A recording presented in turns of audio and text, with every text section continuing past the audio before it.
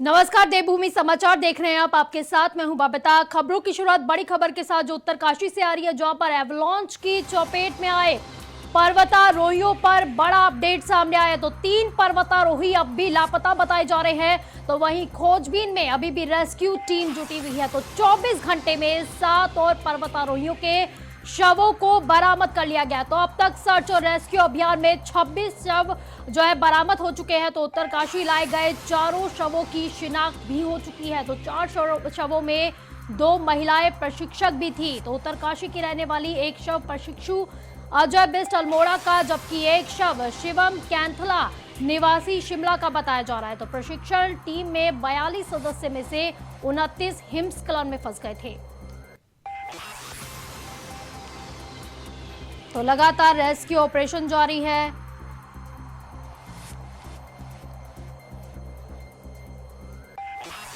तो सर्च और rescue operation जारी। तो प्रशिक्षण टीम में 42 सदस्यों में से 29 हिमस्खलन में फंस गए थे। वहीं पर लापता लोगों का अभी भी जो है सर्च ऑपरेशन किया जा रहा है, उन्हें ढूंढा जा रहा है। तो लगातार टीमें जो है वहां के लिए रवाना कर दी गई हैं। तो लगातार उनकी तलाश अभी भी जारी है।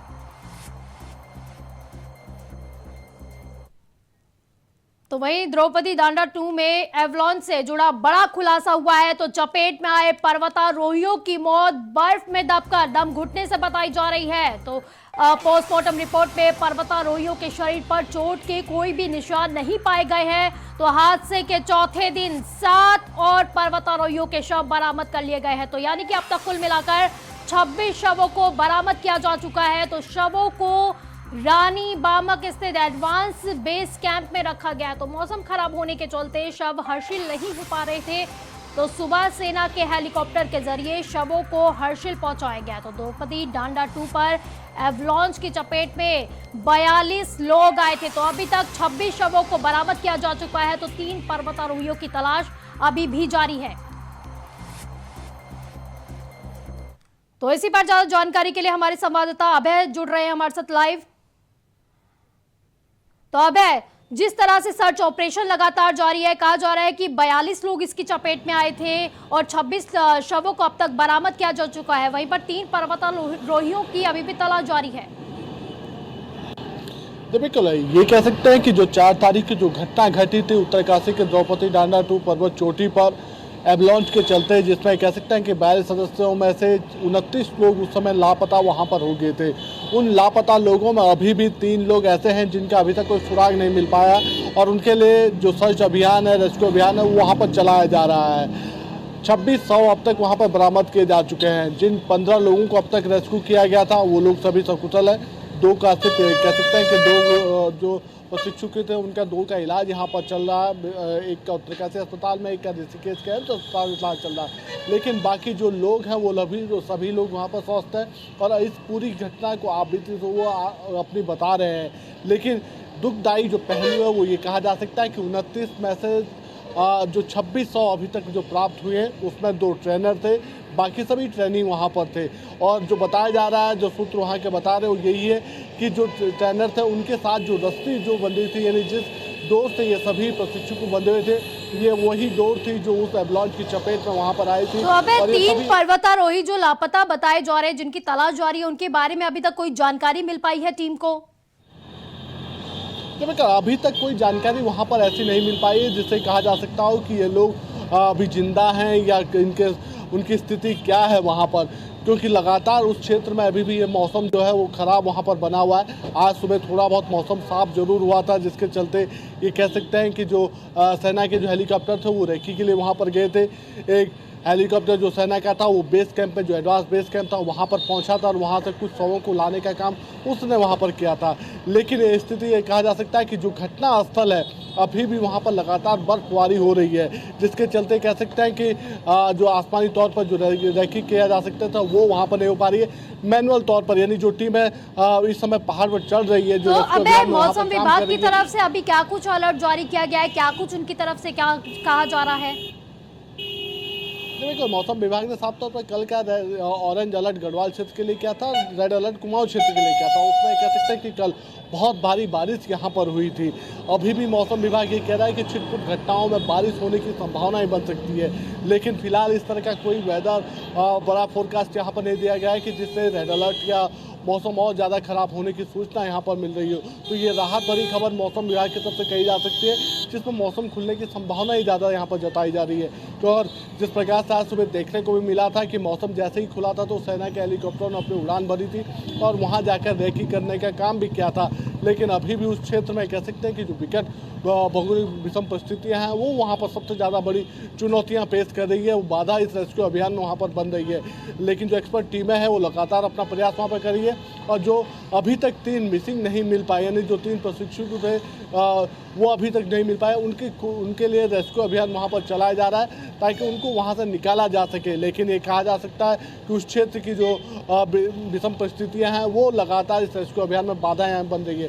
ग्राउंड जीरो से ये कह सकते हैं कि ग्राउंड पर ही जो लोग इस समय रेस्क्यू जो टीमें हैं वो ग्राउंड स्तर से अपना काम वहाँ पर कर रही है और उनके सामने चुनौतियाँ बहुत सारी है। और यही वजह है कि धीरे धीरे इस रेस्क्यू अभियान के परिणाम यहाँ पर आने लगे हैं, लेकिन जिस तीव्र गति से यहाँ पर काम होना चाहिए था वो चीज़ें कह सकते हैं खराब मौसम के चलते यहाँ पर नहीं हो पाई है। और उसकी की वजह से रहे कि अभी तक ये कह सकते हैं कि जो दुखदायी खबरें हैं वो लगातार पर मिल रही है। एक के बाद एक शवों के मिलने का सिलसिला यहाँ पर जारी हुआ। 26 शव अब तक यहाँ पर बरामद हो चुके हैं। जी अब एक सुबह से ही सेना भी हेलीकॉप्टर के जरिए शवों को हर्षिल पहुंचा रही है, तो कितने शवों को अभी तक हर्षिल पहुंचा दिया गया है, इसको लेकर आपके पास कोई जानकारी?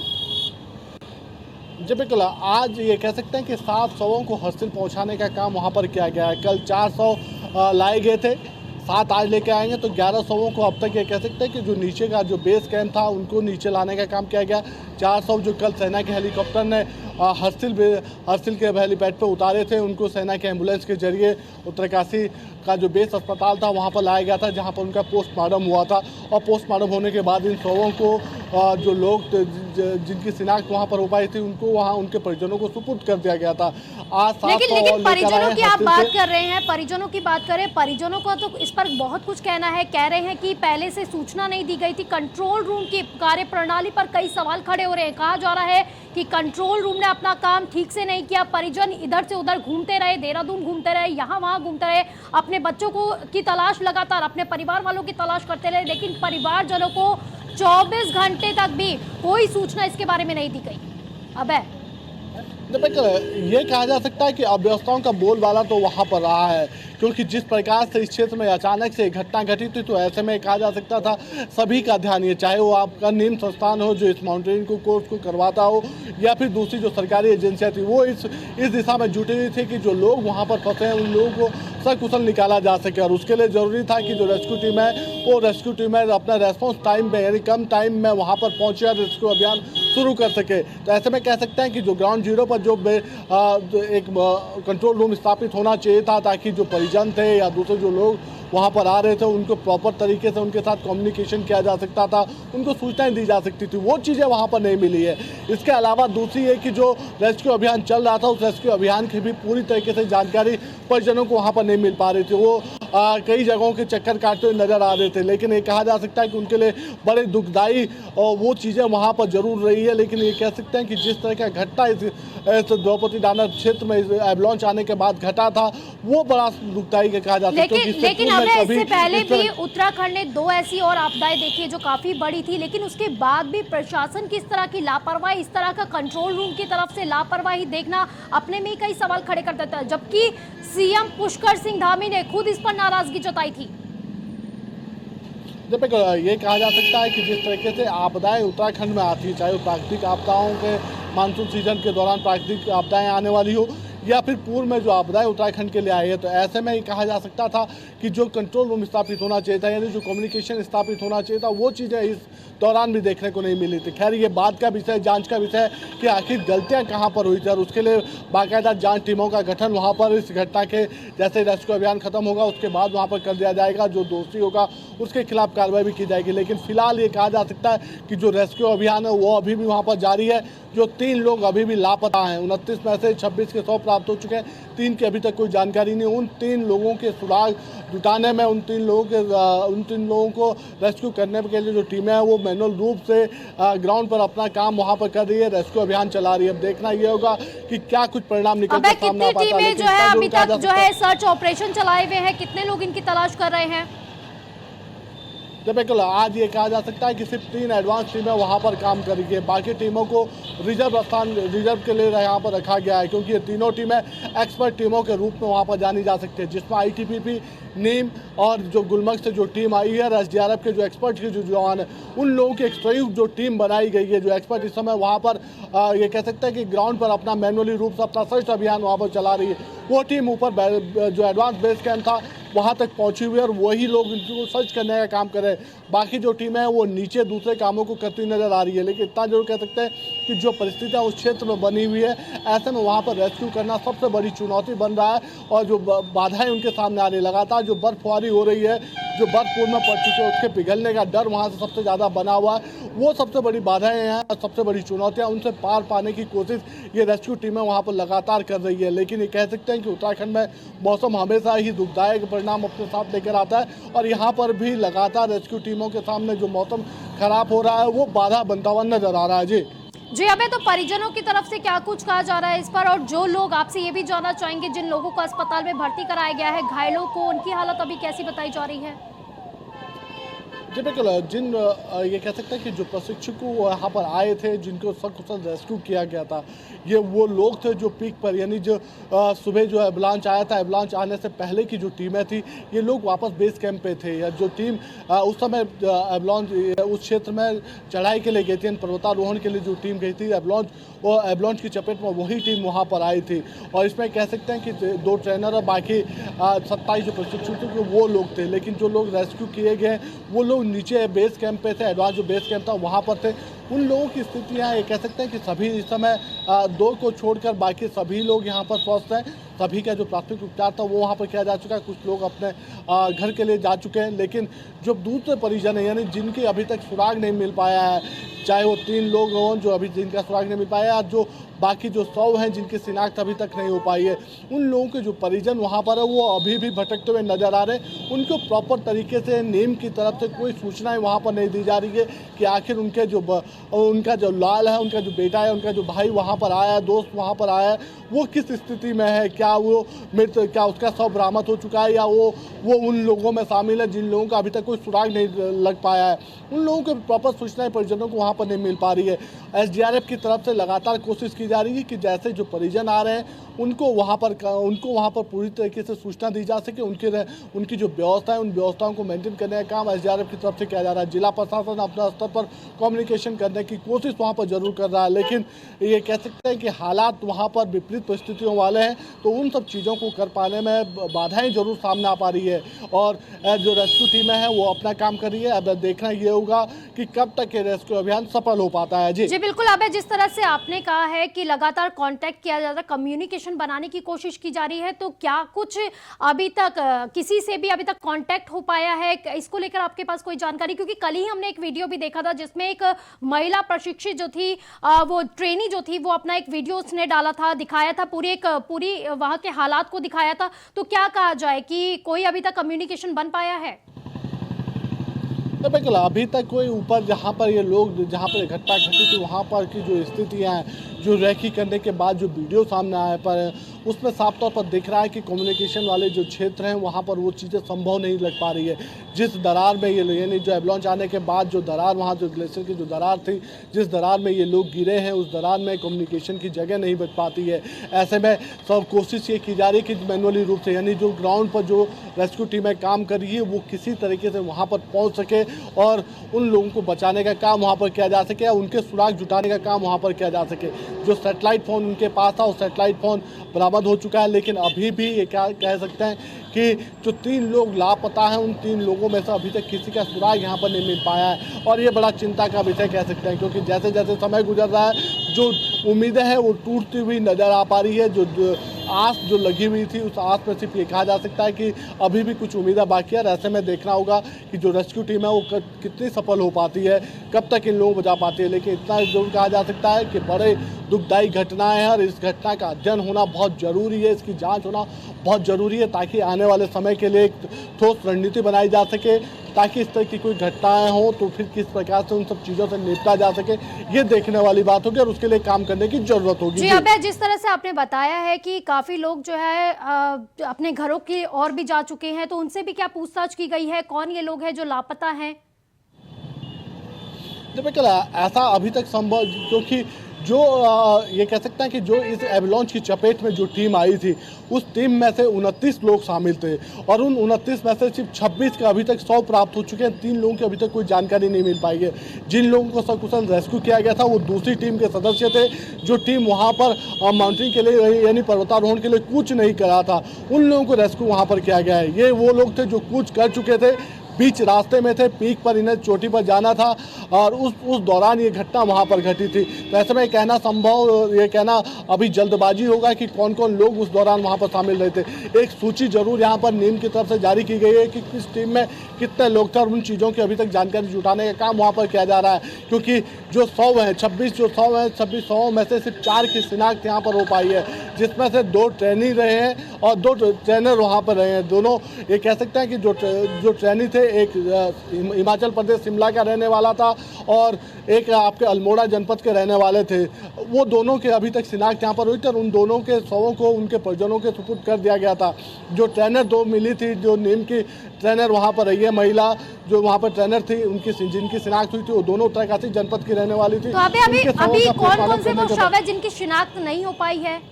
कितने ऐसे शव है जिनकी शिनाख्त नहीं हो पाई है? जब अभी भी 22 ऐसे 100 वहाँ पर हैं, बेस कैंप में 22 ऐसे 100 हैं।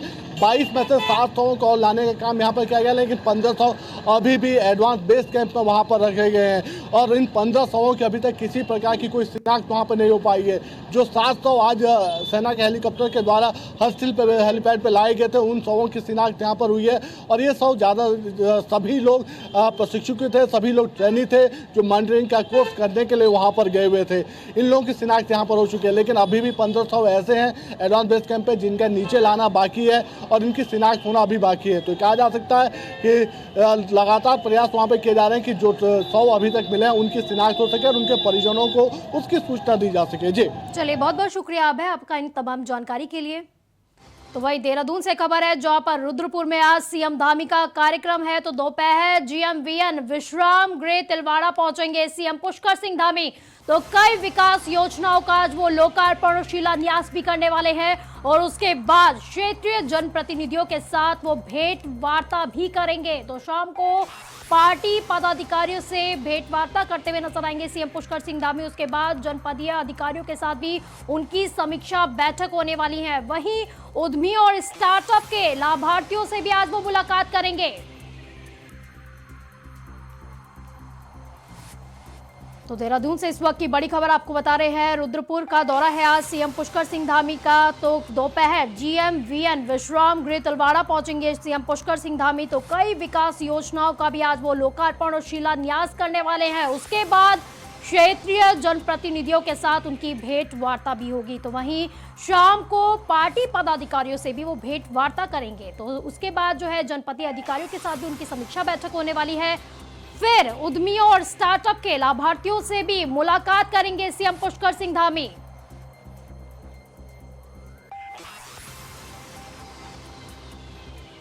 तो आज रुद्रपुर का दौरा है सीएम पुष्कर सिंह धामी का। तो वही कार्यक्रम को लेकर कई तैयारियां की जा रही है, पुलिस प्रशासन भी अलर्ट मोड पर है। तो वहीं दोपहर जीएमवीएन विश्राम गृह तिलवाड़ा पहुंचेंगे सीएम पुष्कर सिंह धामी। तो कई विकास योजनाओं का आज वो लोकार्पण और शिलान्यास करने वाले हैं और साथ ही क्षेत्रीय जनप्रतिनिधियों के साथ भेंट वार्ता भी होगी उनकी। तो शाम को पार्टी पदाधिकारियों के साथ भी भेंट वार्ता करने वाले हैं सीएम पुष्कर सिंह धामी। उसके बाद जनपदीय जो अधिकारी है उनके साथ भी समीक्षा बैठक होने वाली है उनकी। फिर उद्यमी और स्टार्टअप के लाभार्थियों से भी उनकी मुलाकात होने वाली है आज।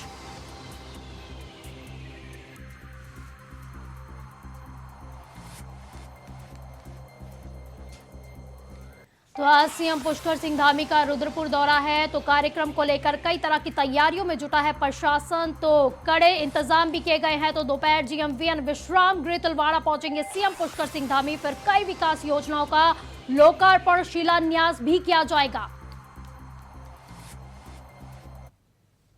वहीं देहरादून से इस वक्त की बड़ी खबर आपको बता रहे हैं, मुख्यमंत्री पुष्कर सिंह धामी ने बड़ा ऐलान कर दिया है। तो मुख्यमंत्री पुष्कर सिंह धामी का बड़ा ऐलान, चरणबद्ध ढंग से पुलिस को सौंपे जाएंगे राजस्व की जिम्मेदारियां।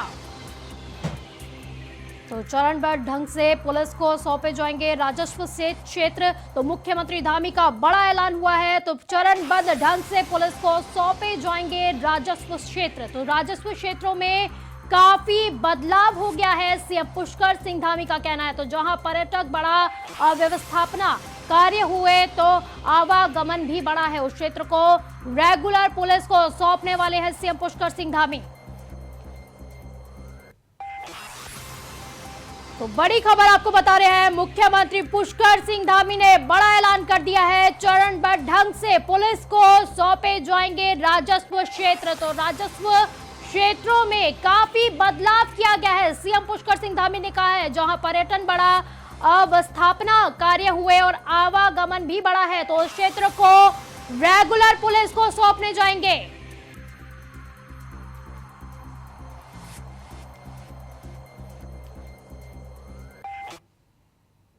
तो वहीं देहरादून से दूसरी बड़ी खबर आपको बता रहे हैं, राज्य सरकार ने साइंस सिटी के लिए जारी किए हैं 15 करोड़ रुपए। तो देहरादून के झाझरा में बन रही है ये साइंस सिटी, राज्य की पहली और देश की 5वीं साइंस सिटी होगी ये। तो केंद्र सरकार के संस्कृति मंत्रालय और राज्य सरकार का संयुक्त उपक्रम होगा। तो उत्तराखंड को देश और दुनिया में अलग ही पहचान दिलाई गई ये साइंस सिटी।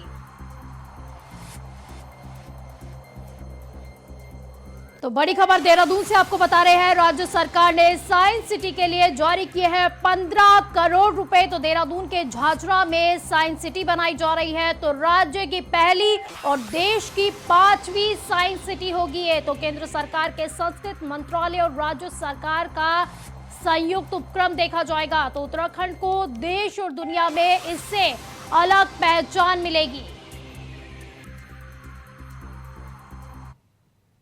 तो वही महिला सशक्तिकरण एवं बाल विकास मंत्री रेखा आर्या ने महिला एवं पुनर्वास केंद्र में नवनिर्मित 40 बेड के शयन कक्षों और राजकीय बाल गृह केदारपुरम देहरादून में नवनिर्मित 20 बेड के शयन कक्षों का लोकार्पण किया है। तो कैबिनेट मंत्री रेखा आर्या ने इस दौरान कहा कि मानसिक रूप से विक्षिप्त और ग्रसित दिव्यांग महिलाओं को बेहतर सुविधाएं मिल सके, इस उद्देश्य के साथ ही इन कमरों का निर्माण किया गया है।